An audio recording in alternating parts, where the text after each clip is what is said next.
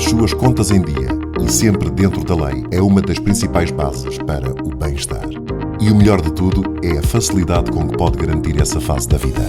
Explicar e entender em conversa simples e descontraída é o objetivo do Contas a Direito com Madalena Marques. Estamos aqui para ajudar e, portanto, dúvidas que tenham, podem colocar-nos. E Manuel Gomes. O que é que se pode fazer e onde é que podemos cair no erro? Pensamos que estamos a fazer tudo bem e estamos a fazer de forma errada. Na radioava.global. Cá estamos em mais um Contas a Direito. Eu chamo Madalena Marques, comigo está o Manuel Gomes. Olá, Manuel. Olá, Madalena, boa tarde. Viva. Manuel, hoje desafio-te a tratar comigo de um tema muito comum. Procurações. Procurações. Procurações. Procurações. Ora bem, o que é isto de passar uma procuração? Olha, dito de uma maneira simples, é emitir um documento a favor de alguém que me vai representar. E é isto. Então até posso dizer aqui que tive o cuidado de ir fazer uma pesquisa, não é? Muito bem, Manuel, Ir temos aqui que nos preparar. ao site do Instituto dos Registros e do Notariado e tirei a noção de procuração. Então partilha lá connosco. Procuração é o ato pelo qual alguém atribui a outrem, voluntariamente, poderes representativos. Exatamente. A palavra procuração é também utilizada para designar o próprio documento em que a mesma se contém. Exatamente. Ora bem, procurações. Olha, uma procuração muito simples e que a toda a hora me é entregue é a procuração com poderes forenses. Ou seja, a procuração que é emitida por alguém a favor de um advogado para que o represente em processos judiciais. Esta procuração tem uma particularidade que eu refiro já e que é esta.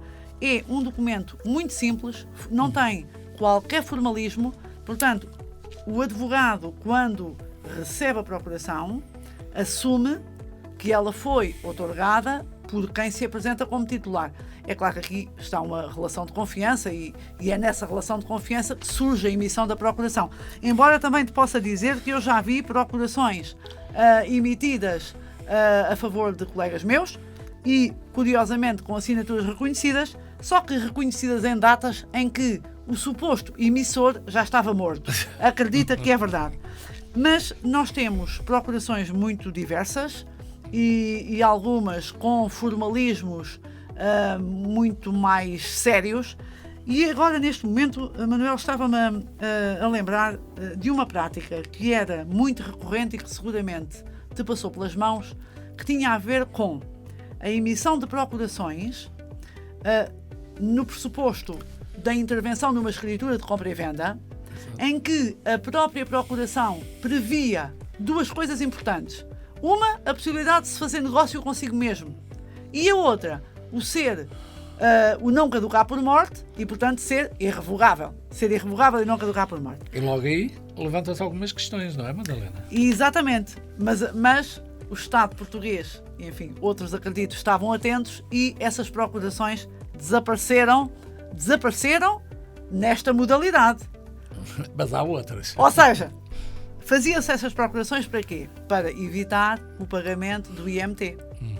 Não é? E, portanto, IMT, temos que dizer que é o Imposto Municipal de Transmissões. Peço desculpa. Obrigada, Manuel. Obrigada. O IMT não se pagava e o direito de propriedade era transmitido entre as pessoas e depois aquele que adquiria podia revender sem nunca ter constado do registro como proprietário. Ora bem, o Estado apercebeu-se disto e então, perfeito, essas procurações podem ser emitidas, mas os impostos têm que ser pagos na hora. E essas procurações obedecem a um formalismo muito exigente e, portanto, quando o notário está a fazer o termo, tem, obviamente, que ter a certeza, aliás, se os impostos não forem pagos, imediatamente o documento está ferido na sua validade. Exato. Portanto, não há hipótese. Não é? Passa a ser. É logo um objeto de nulidade. Não há hipótese nenhuma de vir a ser usado, não é? Estava-me a lembrar que uma das coisas que eram utilizadas, embora não fosse uma procuração, mas estava-me a lembrar aí que era o caso dos carros, não é? Terem um dono ou outro sim, dono, ficam com passava a aquele mesma coisa, passava-se a mesma coisa, não é? Não havia ali uma transmissão, era um documento de compra e venda que ficava que sem data, não ia ao registro, que era só para não pagar o imposto, não é? E para não ser averbado mais um dono no respectivo registro de propriedade, não é? Olha, Manuel, eu neste momento estava a lembrar-me de que há alguns programas atrás nós comentámos a respeito de as pessoas por vezes prestarem garantia pessoal, no caso falávamos sobre o aval, e de não saberem o que estão a fazer. No caso das procurações, há uma outra situação que a mim me causa imensa impressão e que é esta. As pessoas passam procurações sem ter a consciência do seu conteúdo. Exato. Não é? Sim. Porque é muito importante saber que poderes eu dou. Por exemplo, há pessoas que dão poderes para onerar. E, portanto, isso é extraordinariamente grave, porque a sua propriedade vai ser dada em garantia. Não é? E outras vezes, por exemplo, uma outra questão que a mim me causa alguma surpresa, muitas vezes as pessoas passam, ainda recentemente me passou pelas mãos uma procuração em que se dava poderes para vender, para arrendar, para tudo e mais alguma coisa, e não se dizia que tinha que prestar contas. Portanto, vamos imaginar, um imóvel vale 500 mil euros. Mas, na verdade, conseguiu-se um excelente negócio e foi vendido por 750. E o mandante, e o procurador não tinha que prestar contas ao mandante. E, portanto, podia perfeitamente apropriar-se do valor, de um valor qualquer. De um valor qualquer que não é seu, exato, porque é o produto da venda de um bem do mandante, não é? E, portanto, as pessoas muitas vezes emitem as procurações sem terem a noção do alcance. Por exemplo, lembro-me de uma situação que é muito recorrente, a procuração permitir a movimentação das contas bancárias. Por exemplo. Ora bem, eu ter uma procuração para permitir o movimento das contas bancárias não me torna dono dos valores. Não é? Mas aí verdade, há um pouco da defesa, também acho que há um pouco o tal chamado procurador, não é? Que é o que passa a ser uma pessoa que tem a procuração, passa a ser o procurador, exato, de alguém. E o outro é o mandante. O outro é o mandante. O procurador aí também tem alguns deveres, não é? Depois a lei ainda é capaz de averter, pelo menos no caso das contas bancárias, mas olha, quanto me lembro, há aí uma defesa que se ele agir e utilizar os valores em seu uso pessoal, em seu nome pessoal e não em nome do mandante. Eu vou-te dizer o que é que está a acontecer. Invocam que foram beneficiários de doações. Pois. E vou-te dizer, e isso digo-te.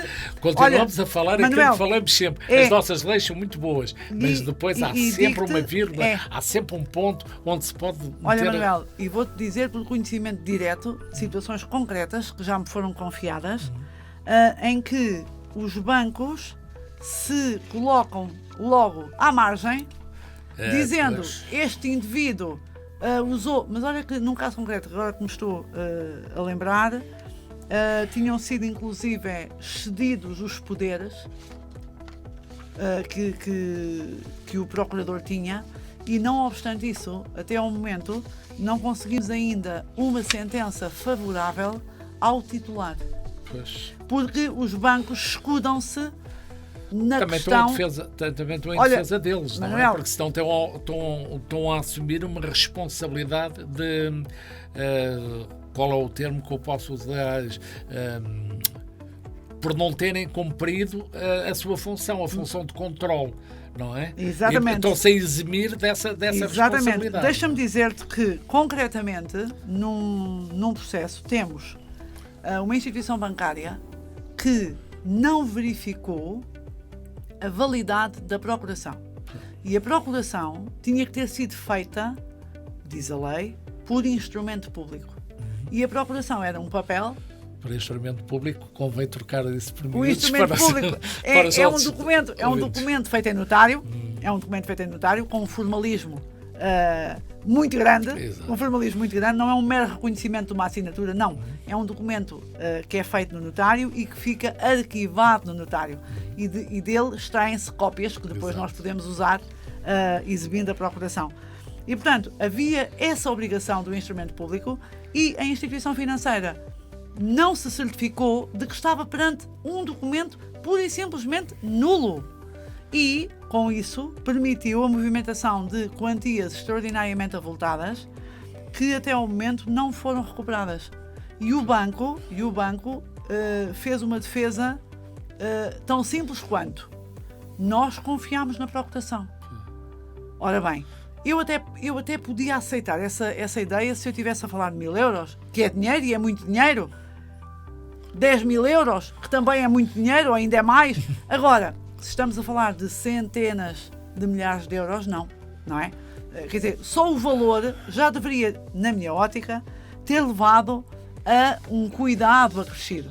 Embora... Aí começamos a falar na compliance dos bancos, não é?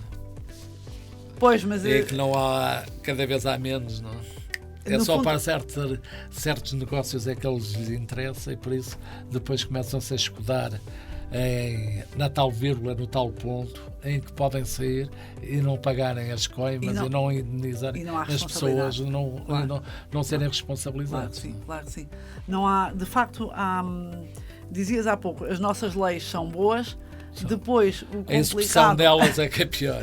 É verdade. O complicado... Aliás, precisamente porque a execução de certas leis é complicada, muitas pessoas, inclusive, desistem de aceder ao direito, o que é lamentável, de aceder à justiça, não é? Sim. Portanto, começam a ver, ok, eu vou ter que colocar a ação demora não sei quantos anos, até que eu consiga ver o meu direito. A morosidade da nossa justiça em todos os campos. Não há aqui, não podemos dizer que no fiscal, no administrativo, no civil, no crime, no criminal, não. Algumas são menos más, mas em regra... São todas, mas todas extremamente morosas. É verdade, estou a dizer que são más.